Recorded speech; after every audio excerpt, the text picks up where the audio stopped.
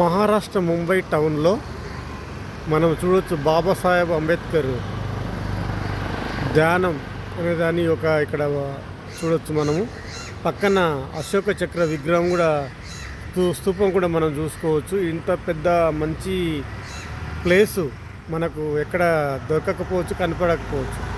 చెట్లు కానీ, స్టాచ్యూ కానీ, ఈ యొక్క గార్డెన్, అశోక చక్ర విగ్రహము కానీ, ఇది వచ్చేసి చెంబూర్ దాదర్ దగ్గరలో ముంబై టౌన్ అంబేద్కర్ స్టాచ్యూ.